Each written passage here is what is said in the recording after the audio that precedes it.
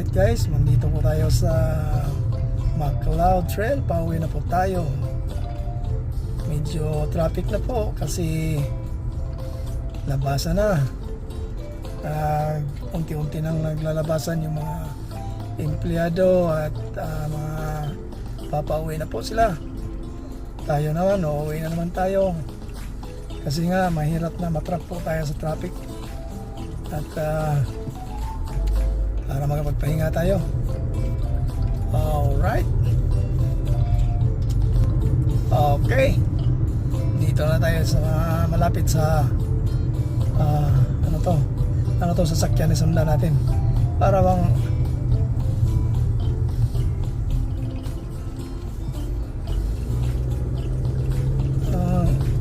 may hinahanap siya. Okay.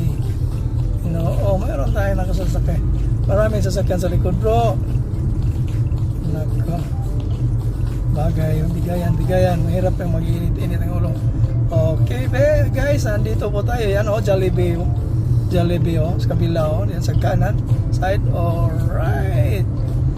Okay. Oops. Nabutan tayo ng dilaw. Okay. Yan, guys, ang Chick-fil-A sa unahan, sa kaliwang bahagi. Ayan ang Chick-fil-A. Alright, traffic na talaga guys, Yan sa unahan, tingnan nyo yung kabilang lane papunta, yung kasalubong natin, galing yan, downtown, galing industrial yung iba. Tayo naman galing tayong nagde-deliver ng pagkain. Ayan yung pa natin. Yung pinagka malahan natin ngayon kasi wala tayong ibang trabaho. Ayan guys, ayan, part-time lang. Hindi pwedeng full-time ito kasi ang hirap kikitain ng 100 sa isang araw. Kasi hindi naman pwede na ayaw ko yung delivery na sa downtown kasi lalo na itong weekdays. Nako, napakahirap magparada, tapos ang lalaking building dyan, minsan hindi natin kabisado. Hanapin mo pa kung anong pangalan, tapos ang taas-taas ng building. Ay, nako lang. Okay lang kung may kasama ako. Kung may kasama ako, pwede, pero hirap din kasi pwede mong iwanan sila pag maghatid ng pagkain doon sa building. At ako naman, naghahanap ako ng mga paradaan. Ang hirap. Napakahirap. Kaya ayaw ko talaga dyan. Bahala na, wala akong i-deliver. Basta ayaw ko dyan sa bandang downtown. Dyan banda. Parating downtown.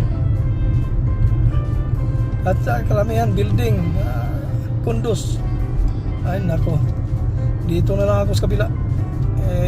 Kahit na condominium, hindi ka mahirapan magparada kasi maraming kapag pwedeng pagparadaan. Meron ding hirap ka, pero kahit paano mayroon kang masiksikan dyan sa downtown. Nako, kahirapan talaga dyan. Hindi ka naman pwede magbayad. Magbayad ka na, magkano lang yung pamasahe? $3. Ay nako, tapos minsan wala pang $3.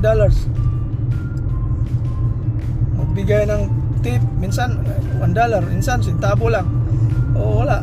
Tapos magbabayad ka pa ng parking, ginagawa. Huwag na.